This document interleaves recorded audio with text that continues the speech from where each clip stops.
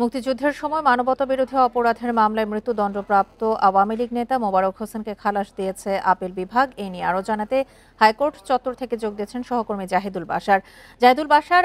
রায়ে আদালত বিস্তারিত কি বলেছে, তাকে যে আজকে খালাস দেওয়া হলো, আর এর আগে যেমনটি আমরা জানি যে 2014 সালে আন্তর্জাতিক অপরাধ ট্রাইব্যুনাল তাকে একটি মামলায় যাবজ্জীবন এবং আরেকটি মামলায় মৃত্যুদণ্ড দিয়েছিলেন। আজকের যে খালাস দেয়া হলো, এই রায়ের বিরুদ্ধে কি আবার আন্তর্জাতিক অপরাধ ট্রাইব্যুনাল আপিল করবে কিনা? বান্ডেল থাকলে প্রতি সেনমানিতে টাকা বাঁচবে। বিকাশ সেনমানি বান্ডেল কিনে জিতুন প্রতি লেনদেনে।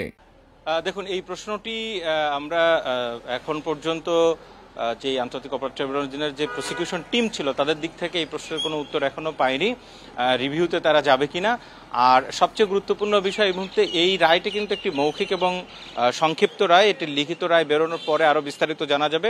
কিন্তু আইনজীবী কিছুক্ষণ আগে, অর্থাৎ মোবারক হোসেনের পক্ষে যিনি অ্যাপিলেট ডিভিশনে মামলা লড়েছেন, বাংলাদেশের সিনিয়র আইনজীবী এবং ফৌজদারি আইন বিশেষজ্ঞ এস.এম. শাহজাহান, তিনি কিছুক্ষণ আগে ব্রিফ করেছেন, তিনি বিস্তারিত তুলে ধরেছেন। দেখুন, তার বক্তব্য অনুযায়ী এখানে একটি অভিযোগ ছিল যে তিনি 1971 সালে মুক্তিযুদ্ধ চলাকালীন সময় 33 জনকে ডেকে নিয়ে প্রথমে আটকে রাখা, অর্থাৎ গুম করা এবং পরবর্তীতে তাদের গুলি করে হত্যা করা, এই অভিযোগ ছিল। তার বিরুদ্ধে আরেকটিতে আব্দুল খালেক নামে আরেকজন ব্যক্তিকে হত্যার অভিযোগ ছিল।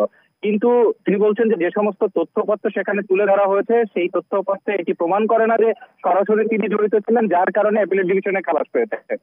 আর আরেকটি বিষয়, এটি কিন্তু আন্তর্জাতিক আইনজীবী যেমনটা বলছিলেন যে আন্তর্জাতিক অপরাধ ট্রাইব্যুনাল থেকে মৃত্যুদণ্ড পাওয়া কোনো আসামি যিনি প্রথম আপিল, অর্থাৎ আপিলেট ডিভিশনের মাধ্যমে প্রথম খালাস পেলেন, এটিএম আজহারের বিষয়টি কিন্তু একটু ভিন্ন ছিল। জামাত নেতা এটিএম আজহার, তিনি প্রথমে অ্যাপিলেট ডিভিশনেও তার মৃত্যুদণ্ড বহাল রাখা হয়েছিল, পরবর্তীতে রিভিউতে যায়, এই রিভিউ থেকে আবারও অ্যাপিলেট রান করে, তখন তিনি যে খালাস পান এই 5 আগস্টের পরে ইন্টারিম সরকারের সময়। কিন্তু মোবারক হোসেন তিনি একমাত্র আসামি যিনি আন্তর্জাতিক অপরাধ ট্রাইব্যুনালে মৃত্যুদণ্ড পাওয়ার পরে সরাসরি আপিল থেকে আবার খালাস পেলেন। এখানে একটি বিষয় এসছে, সেটি হচ্ছে যে আন্তর্জাতিক অপরাধ ট্রাইব্যুনাল 2014 সালের দিকে যখন তাকে মৃত্যুদণ্ড দেওয়া হয়, আপনি জানেন যে ওই সময় জামাত নেতাদের অনেকের ফাঁসির রায় হয়ে যায়, অনেকেই কার্যকর হয়ে যায়।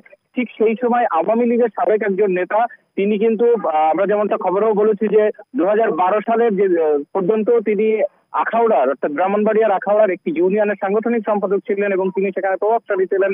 তাকে গ্রেপ্তার করা হয়েছে এবং আন্তর্জাতিক অপরাধ ট্রাইব্যুনালের যে মৃত্যুদণ্ডের রায়, সেখানে কিন্তু সেই সময় বলা হয়েছিল যে ব্রাহ্মণবাড়িয়ার রাজাকারদের ভিতরে তিনি অন্যতম একজন রাজাকার ছিলেন, তিনি মুক্তিযুদ্ধকালীন পাকিস্তানি বাহিনীর সহায়তা করেছেন। অনেকগুলো বিষয় এসছে, কিন্তু অ্যাপিলেট ডিভিশনে সেটি প্রমাণিত না হওয়ায় আজকে কিন্তু তিনি খালাস পেলেন। আদালত চত্বর থেকে জানাচ্ছিলেন আমাদের সহকর্মী জাহিদুল বাশার।